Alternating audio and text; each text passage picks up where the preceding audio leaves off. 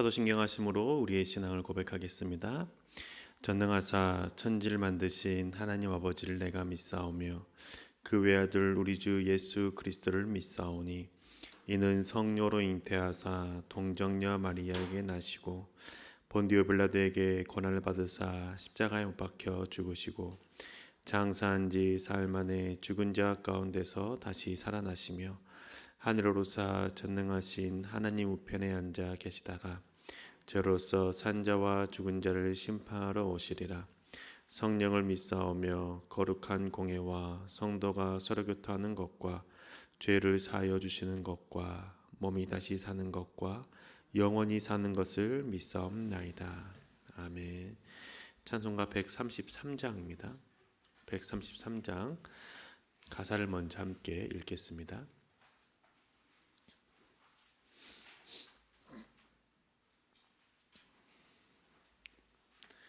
133장 가사 함께 먼저 읽겠습니다.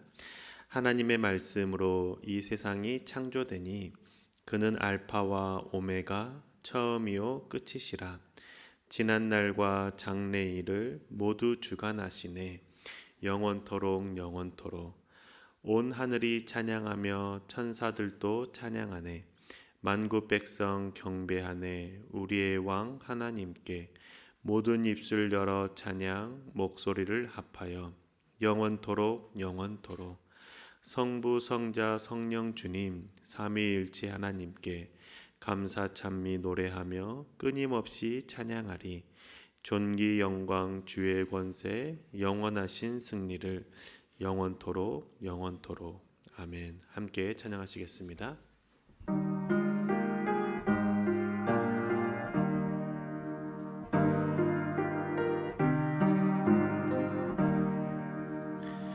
하나님의 말씀으로 이 세상이 창조되니 그는 알파와 오메가 처음이요 끝이시라.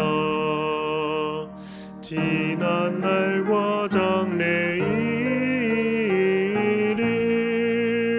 모두 주관하시네. 영원토록 영원토록. 온 하늘이 찬양하며 천사들도 찬양하네. 만국 백성 경배하네. 우리의 왕 하나님께 모든 입술 열어 찬양 목소리를 합하여 영원토록 영원토록. 성부 성자 성령 주님 삼위일체 하나님께 감사 찬미 노래하며 끊임없이 찬양하리. 존귀 영광 주의 권세 영원하신 승리를 영원토록 영원토록. 아멘.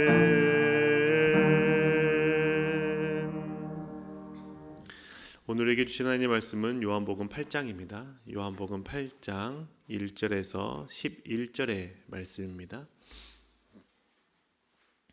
요한복음 8장 1절에서 11절의 말씀 함께 합독하시겠습니다.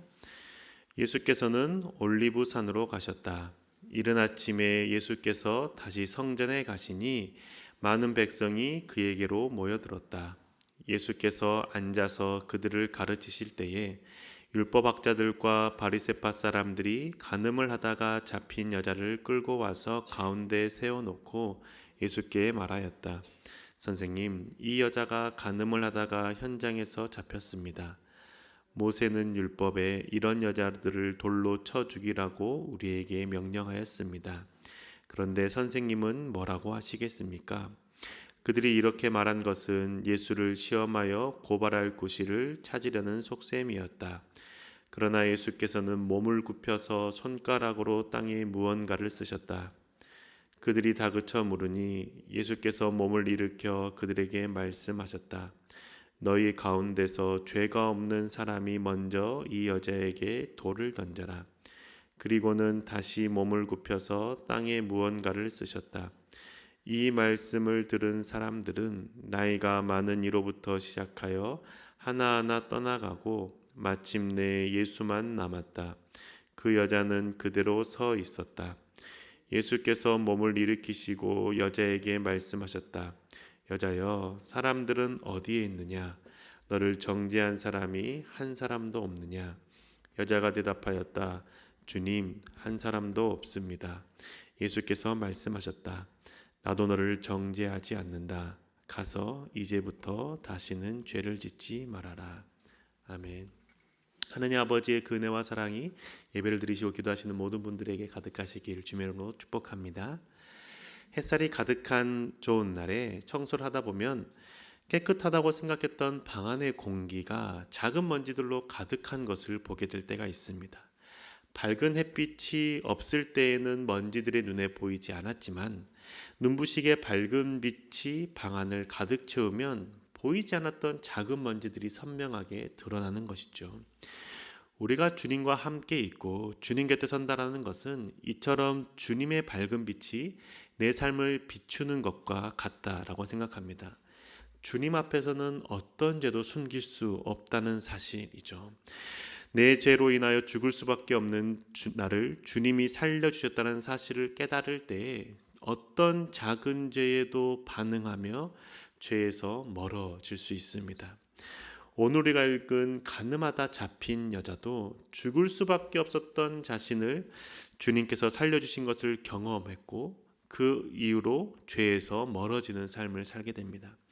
오늘 말씀을 통해서 주님 곁에 서 있는 삶이 무엇이고 그 삶으로 인해서 삶이 변화되어지는 신앙인의 모습이 어떤 모습인지에 대해서 함께 살펴보기를 원합니다.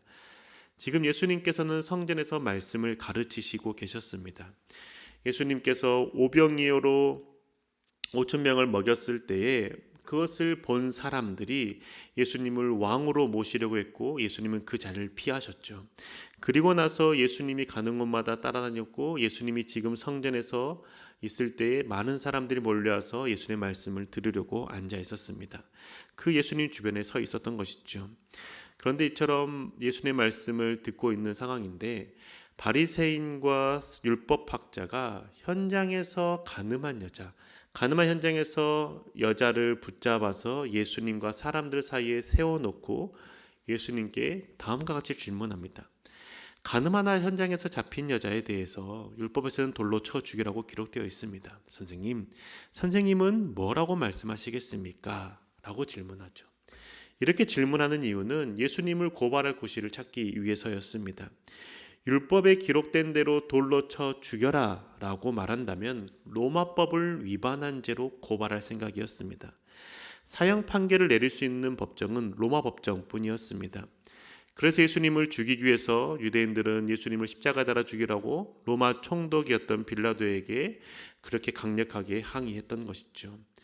가늠한 여인에 대해서 율법에는 돌로 쳐 죽여야 된다라고 기록되어 있는데 만약에 예수님께서 돌로 쳐 죽여라라고 한다면 로마법을 어긴 죄로 로마 법정에 고발할 계획이었던 것이죠. 그리고 반대로 돌로 쳐 죽이지 말고 용서하라라고 말한다면 하나님의 율법을 무시한 가르침이라고 말하면서 예수님의 그 가르침에 대해서 흠집내며 예수님의 그 가르침의 권위를 무너뜨릴 생각이었습니다. 예수님께서는 자신을 시험하기 위해서 가늠한 여자를 붙잡아 온 것을 아셨습니다. 그리고 주님께서는 몸을 굽혀서 땅에 무엇인가를 쓰기 시작하셨죠. 그러자 사람들이 지금 도대체 무엇을 하는지 궁금했고 예수님께 지금 무엇을 하고 계십니까? 라고 질문합니다. 다그쳐 묻습니다. 예수님께서는 쓰던 것을 멈추고 일어서셔서 죄 없는 사람이 먼저 돌을 던져라 라고 말씀하시죠. 그리고 나서 또다시 몸을 굽혀서 땅에 무엇인가를 쓰기 시작합니다. 그러자 사람들이 한두 명씩 사라지기 시작하더니 결국은 그 자리에 가늠한 여자만 남게 되었습니다. 예수님께서 땅바닥에 쓰신 것이 무엇일까요? 세번역 성경 밑에 각주에 달린 내용을 보면 고대 사본들에는 그들 각자의 죄목을 이라라는 내용이 추가되었다는 것을 알 수 있습니다. 아마도 예수님께서는 돌을 들어 던지려는 사람들의 죄악에 대해서 땅바닥에 쓰셨다라고 생각할 수 있는 것이죠. 예수님께서 땅에 쓰신 그 죄악들은 그냥 가벼운 죄목들이 아니라 아마도 돌에 맞아 죽을 만한 죄악들이었을 겁니다. 그 당시에 악한 시대였기 때문에 충분히 그들이 간음과 또한 모든 많은 죄악들을 행했을 것을 추측할 수 있는 것이죠. 자신들도 돌에 맞아 죽을 수 있는 죄를 지었다라는 것이 땅바닥에 쓰여지는 것을 보고 사람들은 얼른 그 자리를 피했던 겁니다. 자신 말고는 아무도 모를 것이라고 생각했던 죄악들, 혹은 자신과 소수의 사람들만 알고 있던 죄악들이 땅바닥에 써져 있는 것을 보고 피한 것이죠. 자신의 죄악이 기록되는 것을 부끄러워했던 사람들은 그 자리를 피해서 아무 일도 없다는 듯이 사라져 버렸습니다. 돌을 집어들어 던지려고 했던 사람들이 누구였습니까? 예수님의 말씀을 듣기를 소망했던 자들이고 예수님의 가르침에 권위가 있다라고 고백하며 예수님께 따랐던 사람들이었습니다. 하지만 예수님이 자신들의 죄를 알고 있다라는 것을 안 순간 예수님 곁을 떠난 겁니다. 부끄러운 자신의 죄가 더 이상 드러나는 것이 싫었기 때문이죠. 아무도 알기를 원하지 않았기 때문입니다. 예수님의 말씀을 듣기를 좋아하고 예수의 말씀의 가르침에 귀를 기울였던 사람들이 자신들의 죄가 예수님이 알고 있고 또한 그 죄가 땅바닥에 쓰여지고 드러나자 예수님의 곁을 떠난 겁니다. 이처럼 예수님의 곁을 떠난 사람들의 삶의 모습에 변화가 있었을까요? 죄가 부끄러워서 죄를 짓지 않고 다시는 다른 사람들을 정죄하지 않으며 살아갔을까요? 그렇지 않았을 거라 생각합니다. 또다시 가늠한 여자를 다른 현장에서 보았으면 그냥 서스럼 없이 돌을 들어 던지려고 할 것입니다. 다른 사람의 죄악을 보고 정죄하며 들춰낼 것입니다. 바리새인과 율법학자들의 모습이 변하지 않았던 모습들을 그 이후에도 계속 보는 것을 통해서도 쉽게 우리는 알 수 있는 것이죠. 바리새인과 율법학자도 그 자리를 떠났던 사람입니다. 마치 그러면서 다른 사람들의 죄를 보면서 정죄하고 비난하고 돌을 집어들면서 자신은 마치 그들과 다르고 깨끗하다라고 생각하며 상대방을 정죄하고 비난했을 것입니다. 하지만 예수님 곁에 머물러 있던 가늠한 여인은 달랐습니다. 이 여인은 자신의 죄를 숨길 수가 없는 상태였죠. 예루살렘 성전에 끌려오는 동안 자신의 모습을 많은 사람들이 보았을 겁니다. 가늠한 여자라는 사실이 만천하에 드러났을 것입니다. 그래서 이 가늠한 여자는 이제는 돌에 맞아 죽겠다라고 생각하고 그 시간만을 어쩔 수 없이 기다렸을 겁니다. 그런데 자신을 돌로 쳐 죽이려고 했던 사람들이 떠나가는 것을 보았습니다. 자신을 돌로 쳐 죽이려고 하던 사람들이 떠나가고 현장에 아무도 없다는 것을 보았을 때 가늠한 여자도 이제 자신은 아무 일도 없었던 것처럼 그 자리를 떠날 수 있었습니다. 왜냐하면 가늠한 여자는 지금 엎드려 서서 땅에 숙이고 얼굴을 땅에 묻고 있는 상태가 아니라 서서 있는 상태였기 때문에 모든 것을 보고 있었던 것이죠. 예수님께서 사람들이 다 떠나간 것을 보시고 아시고 난 다음에 자리에 일어서서 여인에게 말을 하기 시작합니다. 여자여, 사람들은 어디에 있느냐? 너를 정죄한 사람이 어디 있느냐라고 물으시는 것이죠. 그때 가늠한 여자는 바로 대답합니다. 주여, 한 사람도 없습니다. 바리새인과 율법학자도 예수님께 와서 선생님, 선생이여라고 말하면서 질문했지만 이 가늠한 여인은 예수님을 향하여서 주님이라고 고백하죠. 그리고 자신을 정죄하던 사람이 한 사람도 없습니다라고 대답합니다.